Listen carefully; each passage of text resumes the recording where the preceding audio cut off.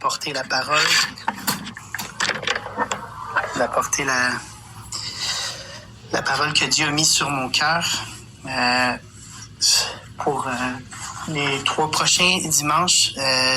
Dieu a mis sur mon cœur cette série de messages sur le titre, c'est un Dieu extraordinaire, parce que je crois qu'on a un Dieu extraordinaire. Il est surnaturel, il est spirituel, mais il est au-delà de tout ce qu'on peut penser et imaginer. Et donc, j'ai cru sur son inspiration qui était pertinent d'explorer ce thème qui est Dieu lui-même dans son action dans nos vies, parce que je crois que Dieu intervient dans nos vies de manière surnaturelle, de manière qui est humainement, c'est impossible que Dieu puisse, que nous, on puisse nous intervenir de cette manière-là, mais Dieu, lui, il le fait. Un être humain ne peut pas exécuter ce que lui, il fait dans nos vies, dans nos cœurs, dans nos corps, lorsqu'il nous guérit, parce que nous croyons que Dieu guérit encore le corps, l'âme et l'esprit. Il y a une description que Jean le Baptiste a demandé à ses disciples, allez voir Jésus pour voir si c'est bel et bien le Messie. Et Jésus a exprimé cette réponse. Les aveugles voient, les boiteux marchent, les lépreux sont purifiés, les sourds entendent, les morts ressuscitent. Les morts ressuscitent et la bonne nouvelle est annoncée aux pauvres. Jésus était en train de transmettre la manifestation ou le résultat du royaume de Dieu. Donc l'évangile, elle est en principe, elle est supposée être annoncée et puis par la suite, il y a un résultat qui s'accompagne, où ce que le royaume de Dieu se manifeste et nous envoyons les résultats, les fruits. Et c'est là l'idée. L'idée de cette série, c'est que nous puissions voir que Dieu répond encore à nos prières. Dieu est encore un Dieu vivant, un Dieu présent dans nos vies, et il a un désir d'être en communion avec nous. Et non seulement ça, mais exaucer nos prières, exaucer nos petits détails de notre vie qu'on pense pas que Dieu va vraiment répondre. Mais je crois que c'est une démarche, un exercice de notre foi, d'aller vers ce que Dieu dit dans la Bible par rapport à ça. On a souvent vu qu'un enfant, d'une manière instinctive, va vouloir reproduire les actions de son père. De la même manière, nous, qui sommes ses enfants, nous sommes appelés à faire les œuvres du Père, de faire les œuvres du royaume. Jésus a dit dans Jean chapitre 14, versets 12 à 14.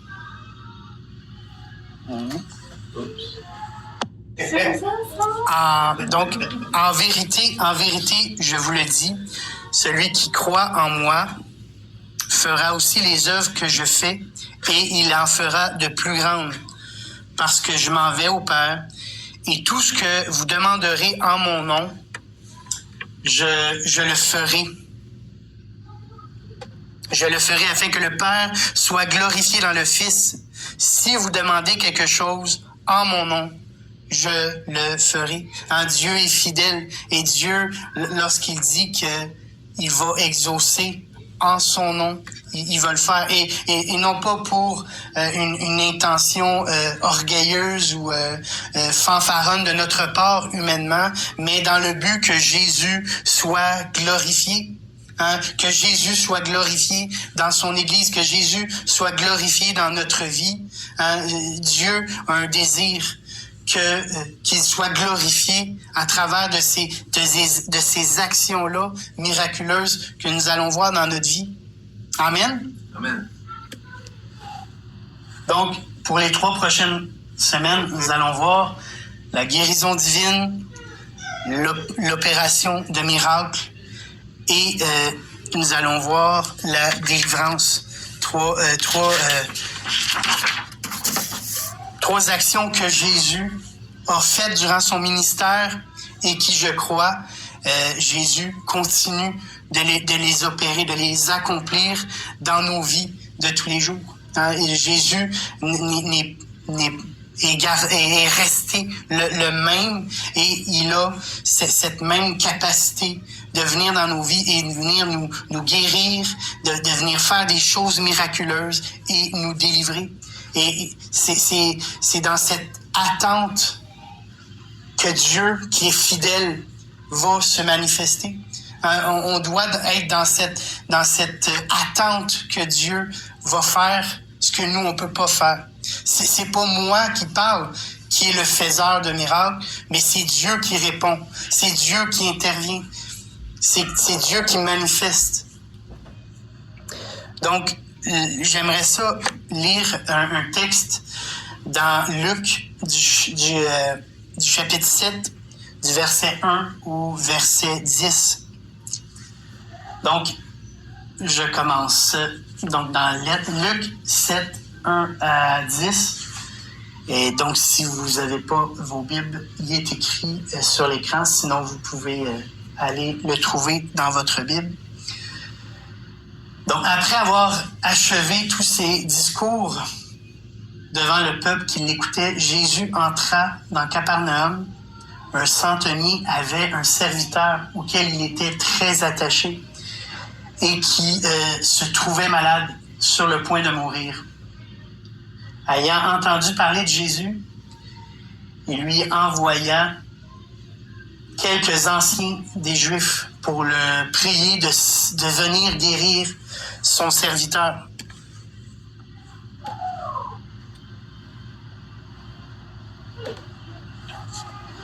Ils arrivèrent auprès de Jésus et lui adressèrent d'instantes supplications, disant « Il mérite que tu lui accordes cela, car il aime notre nation et c'est lui qui a bâti notre synagogue. » Donc ça, c'est les chefs religieux qui étaient partis vers Jésus et qui lui parlaient du centurion.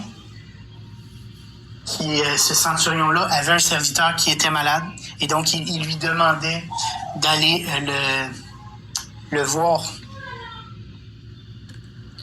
On continue le texte. Jésus étant allé avec eux, n'était guère éloigné de la maison quand le centenier envoya des amis pour lui dire « Seigneur, ne prends pas tant de peine, car je ne suis pas digne que tu entres sous mon toit. C'est aussi pour cela que je ne me suis pas cru digne d'aller en personne vers toi. Mais dis un mot, et mon serviteur sera guéri. Car moi, qui suis soumis à des supérieurs, j'ai des soldats sous mes ordres, et je dis à l'un, va, et il va. À l'autre, viens, et il vient. Et à mon serviteur, fais cela. Et il le fait. » Lorsque Jésus entendit ces paroles, il admira le centenier. Et se tournant vers la foule qui le suivait, il dit, « Je vous le dis, même en Israël, je n'ai pas trouvé une aussi grande foi. » De retour à la maison, les gens envoyés par le centenier trouvèrent guéri le serviteur qui avait été malade. Amen. Amen. Merci Seigneur de cette parole. Merci Seigneur pour cette parole. Donc, j'aimerais ça faire ressortir trois éléments importants où ce que le Seigneur m'a fait ressortir ces trois éléments à prendre en considération, des choses très importantes à prendre en considération. La première chose que je fais ressortir ce matin, c'est tu as une grande valeur aux yeux de Dieu. Et ce qui est intéressant dans le texte, c'est qu'on voit que le centenier, puis il y aurait beaucoup d'autres choses que je pourrais faire ressortir, mais je me suis arrêté à trois choses particulières. C'est que dans le texte, on voit que le centenier, il était très attaché à son serviteur. Le serviteur avait une valeur aux yeux du centenier. Le centenier avait une certaine affection pour son serviteur. Et j'aimerais ça juste que vous puissiez regarder la personne à côté de vous, puis vous lui dites, je vous apprécie. Je vous apprécie. Vous avez de la valeur. Je t'apprécie.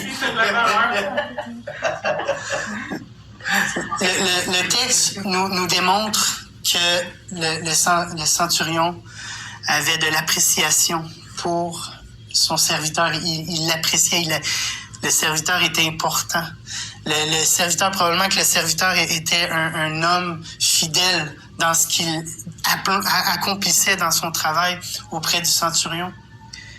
Mais ici, je crois qu'il y a plus que ça. Je crois que ici, on peut faire ressortir le fait de toutes ces... La valeur que Dieu a, la valeur que Dieu, lorsqu'il nous regarde, il nous regarde et nous sommes d'une grande valeur à ses yeux. Nous sommes d'une grande valeur à ses yeux. Et je crois que c'est une parole que Dieu a déposée sur mon cœur, que nous sommes, premièrement, j'ai énuméré 10 de grandes valeurs, 10 valeurs que Dieu a et dépose sur nous. Hein, je suis béni. En première chose qu'on voit, c'est que je suis béni. Éphésiens 1:3. Hein, je suis béni de toutes sortes de bénédictions spirituelles dans les lieux célestes, dans le Christ. Deuxième chose, je suis choisi en Christ avant la fondation du monde pour être saint, sans défaut devant le Père. Éphésiens 1:4. Ensuite, troisième valeur que nous devons savoir. Parce que oui, c'est le fun de savoir que nous sommes de valeur aux yeux des hommes, mais c'est encore mieux de savoir que Dieu, lorsqu'il nous regarde, nous avons une valeur éternelle. Hein, je suis destiné d'avance à l'adoption filiale par le Père et à travers Jésus-Christ selon sa volonté bienveillante. Éphésiens 1:5. Hein, nous sommes destinés. Quatrième chose, le Père m'a accepté. Le Père m'a accepté en son bien-aimé, Jésus. En Éphésiens 1:6. Cinquième chose, j'ai la rédemption par le sang de Christ et le pardon de toutes mes fautes. Éphésiens 1:7, Colossiens 1:14. J'ai reçu un héritage en Christ. Nous sommes des héritiers.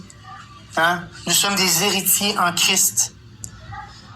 Je suis scellé du Saint-Esprit. Éphésiens 1:13-14. Hein? Qui est en fait le gage de mon héritage. Nous sommes scellés en l'Esprit de Dieu. Amen. La huitième chose, la huitième valeur, c'est que nous sommes assis dans les lieux célestes en Jésus-Christ. Éphésiens 2:6. Ensuite, je suis sauvé par grâce au moyen de la foi. On n'est pas sauvé par nos propres œuvres, mais c'est par la grâce de Dieu, par le moyen de la foi seule. Éphésiens 2:8-9. Et la dixième chose, et je pourrais en rajouter 10, 12 autres, 14, 20 autres, mais on va se limiter à 10 ce matin. Je suis l'ouvrage de Dieu qui a fait de moi une nouvelle création en Christ, afin de faire des bonnes œuvres que Dieu a préparées d'avance. Nous sommes l'ouvrage de Dieu et par le fait que nous sommes l'ouvrage de Dieu, nous sommes appelés à faire ce qu'il nous demande de faire. Nous sommes appelés à faire le plan à lequel il a prédestiné d'avance pour nous. Nous sommes appelés à faire ce qu'il nous demande. Donc, Dieu a un plan pour nous. Dieu a un avenir pour nous. Oui, en tant qu'individuellement, nous sommes appelés individuellement, mais aussi collectivement, nous sommes appelés à se saisir de ces promesses-là, à se saisir de toutes ces valeurs que Dieu a pour nous, parce qu'il y a toutes sortes de choses que Dieu veut que nous nous saisissions par son esprit. Deuxième chose que je voulais faire ressortir, deuxième élément, c'est influence et autorité. On voit dans le texte que, ayant entendu parler de Jésus, on voit dans ce passage-là que Jésus, il avait de l'influence et de l'autorité. Jésus, lorsqu'il se déplaçait de lieu en lieu, on entendait parler de lui, on le connaissait. Et ce matin, c'est un appel à le connaître toujours plus. On est appelé à toujours plus connaître Jésus, à toujours plus connaître son dessein, sa pensée, le conseil de Dieu. On est appelé à toujours plus aller vers lui, aller vers ce qu'il nous demande de faire en s'approchant de lui, en s'approchant de sa parole.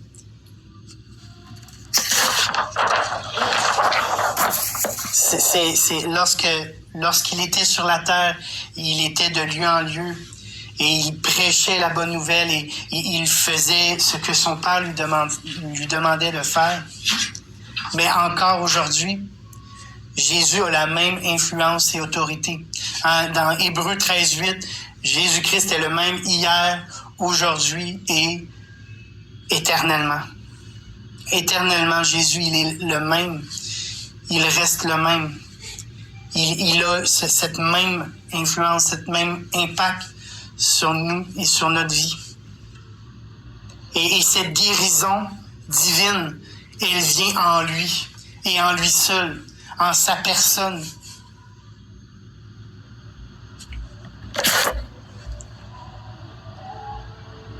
Et ce matin, ça nous interpelle à réfléchir sur qu'est-ce qu'on connaît de Jésus et en quelle mesure on le connaît vraiment. Lorsqu'on entend le mouvement de Dieu, qu'est-ce qu'on fait? Parce qu'il y a un mouvement de Dieu. Dieu est continuellement en mouvement et il veut toujours plus nous amener à le comprendre, à le saisir, à saisir cette guérison en lui. Est-ce qu'on est attentif au désir de Dieu de nous amener à être restaurés, à être libérés, à être délivrés, à être guéris? Avons-nous tendance parfois à avoir une crainte, à être incrédule, à rester loin de ce qu'il est? Jésus, au contraire, il met tout en œuvre pour vouloir nous amener à la possibilité de recevoir la guérison divine qui est en lui seul. Et ce matin, mon cœur, c'est de nous amener vers cette guérison en lui. Jésus veut nous guérir ce matin. Jésus n'a pas changé de message. Jésus n'a pas changé sa capacité qu'il a de faire de nous une nouvelle création complètement renouvelée, complètement guérie. Il veut nous donner un cœur nouveau. Il veut nous donner un corps complètement restauré en son nom. Je suis l'Éternel qui te guérit.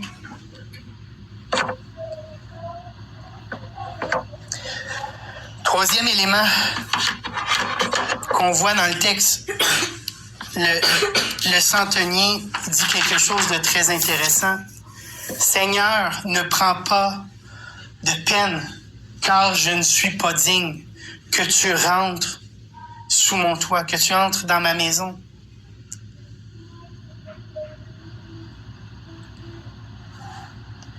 C'est aussi pour cela que je ne suis pas cru, je n'ai pas cru digne d'aller en personne vers toi.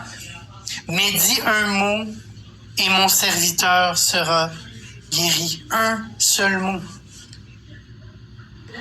Donc, je ne suis pas digne. Combien ce matin, combien de personnes qui m'écoutent, soit en ligne ou ici, qui souvent on a l'impression que on n'est pas digne de la présence de Dieu. Et la vérité, c'est que c'est vrai. On est tous on est tous dans ce même bateau où car tous ont péché et sont privés de la gloire de Dieu. Mais le Seigneur veut et il souhaite, il y a une intention qu'on comprenne ce qu'il a fait à la croix pour nous. Dans 1 Pierre, c'est par ses meurtrissures que nous sommes guéris.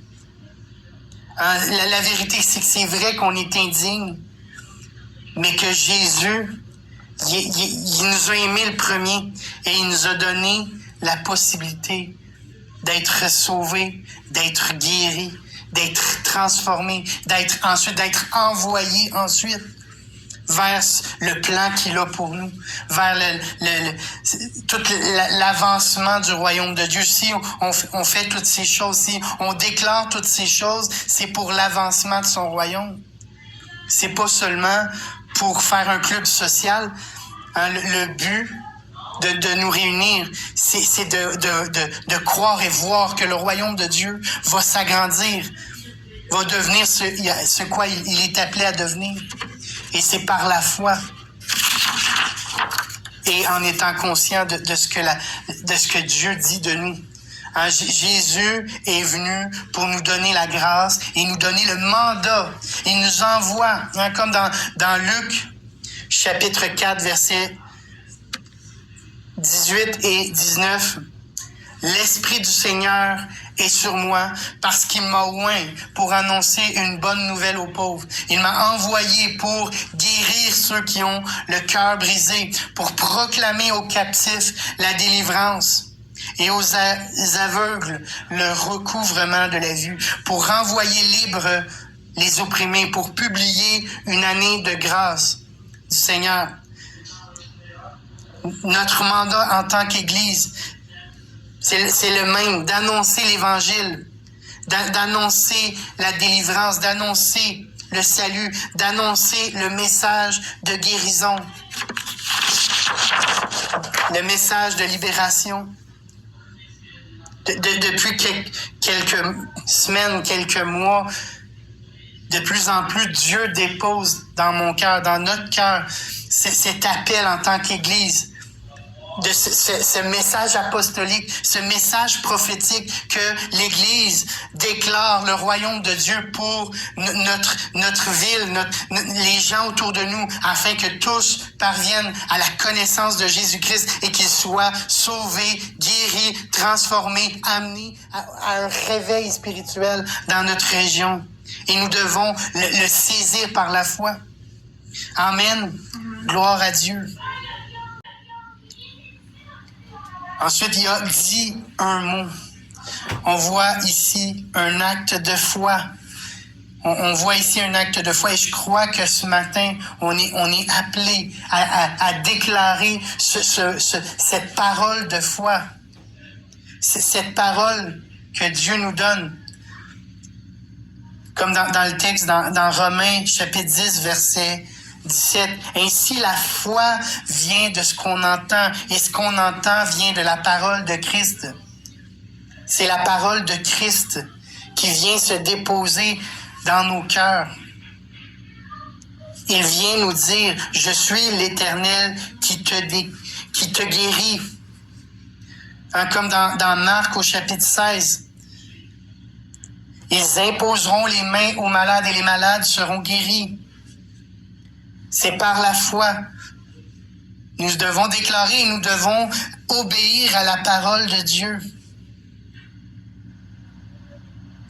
Mais c'est sûr que des fois, lorsqu'on entend ces choses, il y a les soucis de la vie, Il y a les intempéries, les difficultés, les tempêtes, les deuils, les crises de la vie qui semblent vouloir nous éloigner de cette parole de la part de Dieu. Alors qu'on est pourtant appelé à déclarer sa parole et que sa parole nous déclare ces choses, nous déclare sa guérison. Il est le Seigneur qui te guérit ce matin. Peu importe où ce que tu es dans ta vie, peu importe dans ta vie, il est le Seigneur qui te guérit. Il est le Seigneur qui t'offre une nouvelle saison. Même si les choses sont difficiles. Même si les choses sont pas évidentes. Et alors que on arrive vers ce mot de la fin, vers la conclusion, je suis l'Éternel qui te guérit. Cette parole, elle est certaine. Je crois que le message qu'il y a pour nous ce matin, c'est « Je suis l'Éternel qui te guérit ». Et c'est un pas de foi. C'est un appel à croire simplement, sans artifice, sans études approfondies. C'est seulement la foi en cette parole qui est annoncée, la faveur de Dieu sur nos vies, la guérison de notre cœur, nous ouvrir les yeux afin de voir. J'aimerais ça juste qu'on puisse fermer les yeux ensemble et qu'on puisse expérimenter cette parole qui est pour nous ce matin. Alléluia. Je suis l'Éternel qui te guérit. Exode 15, verset 26. Et je le déclare pour quelqu'un aujourd'hui. Je suis l'Éternel qui te guérit. C'est pas moi qui parle, qui est le faiseur de miracles. C'est pas moi, l'homme qui parle, qui fait des miracles. Je suis l'Éternel qui te guérit. C'est Dieu qui parle. C'est cette parole qu'il y a. Je suis l'Éternel qui te guérit. Je dépose sur toi cette huile qui est une huile de guérison. Qui est une huile de guérison. Il veut te restaurer complètement. Dans ton corps, dans ton âme, dans ton esprit. C'est ça la guérison divine. C'est quelque chose qui nécessite seulement une foi. Qui nécessite seulement une foi. Rien d'autre.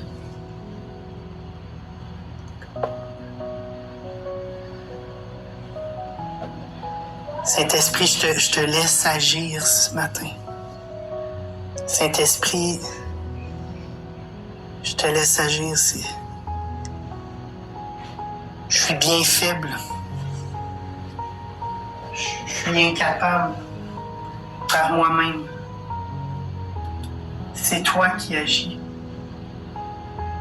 Moi, je me fais que me rendre disponible à ton plan. À ton plan. Je me rends disponible à ton plan. Et alors que nous sommes dans cette atmosphère, je voudrais donner l'opportunité à quelqu'un.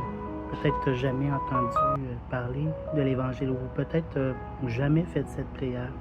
Juste de t'abandonner à Dieu, d'abandonner ta vie à Jésus et juste demander pardon pour tes péchés. Juste faire cette prière-là avec nous. Seigneur Jésus, je reconnais ce matin être pécheur, avoir besoin d'être sauvé ce matin. Ce matin, juste de donner ta vie. Reconnaître, avoir besoin d'un sauveur, d'un Seigneur. Et c'est dans le nom de Jésus que j'ai prié. Dans le nom de Jésus. Amen.